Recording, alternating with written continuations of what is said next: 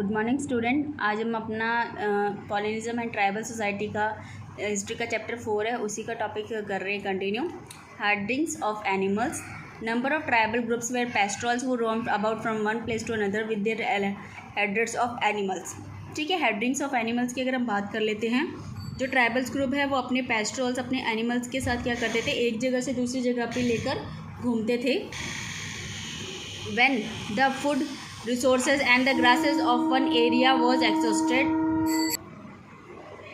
when, ठीक है, जब एक जगह की क्या हो जाती खा लेती थी सारी घासें, they move to the other land, तो उसके बाद क्या करते थे, दूसरी जगह पे मूव कर जाते थे। Some example of the headers are the Van Gujjar of Punjab, the Lobidis of Andhra Pradesh, and were the red cattle, and the Gadis of Kullu, and were shepherds, and the Bakrwals of the Kashmir are regarded red and goat। ठीक है, तो ये सारे क्या है, अलग अलग नाम से हम इनको अलग अलग स्टेट्स में बुलाते थे। Settled cultivations of crop. Some of the tribals groups like the Mundas of the Chota Nagpur begin settling down the instead moving from one place to another place.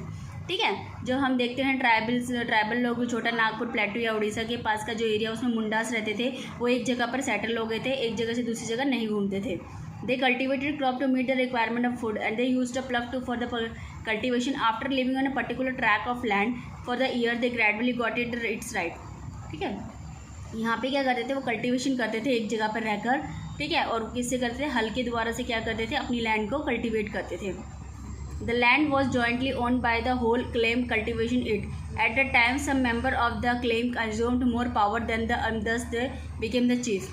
ठीक है, वो लैंड क्या थी, वो उनकी खुद के ओनर की होती थी, जिस पे वो कल्टीवेशन करते थे।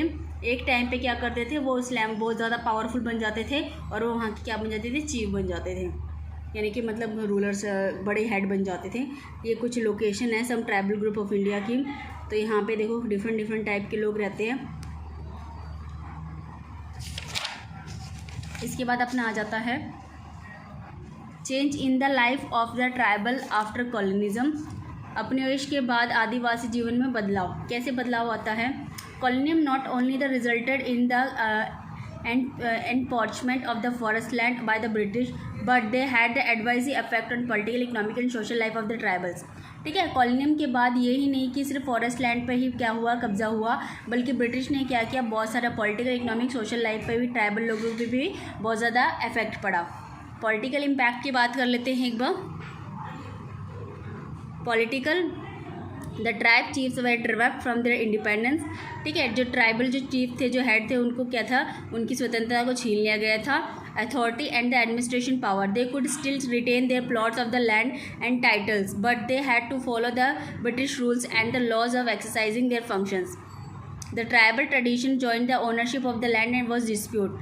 ठीक है, यहाँ पे क्या था, जितने भी वहाँ पे वो जो प्लॉट्स थे वहाँ के, वो टाइट जिसके, वो सारे ब्रिटिश के अंदर, ब्रिटिश रूल के अंदर चले गए थे। एक लॉ उन्होंने पास किया था, the traditional function of the ownership of the land dispute. ठीक है, ट्रेडिशनली लैंड थी वो क्या हो गई थी, उसका बंटवारा कर दिया गया, बांट दिया गया। The resulted tension and conflict with in a tribal society. इसके कारण क्या हुआ, बहुत सारे टेंशन और झगड़े स्टार्ट होने लगे ट्राइबल सोसाइटीज़ में। The chief were forces to pay the tribute to the British official as also the train their man according to the requirement.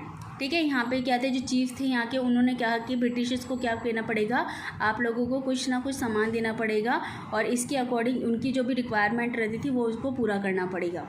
ठीक है, तो ये उनकी मांग थी। तो ये चैप्टर में आज हम यहीं पर छोड़ देंगे। नेक्स्ट इकोनॉमिक इम्पैक्ट हम लोग नेक्स्ट अपना क्लास में करेंगे। आज के लिए इतना ही। Thank you.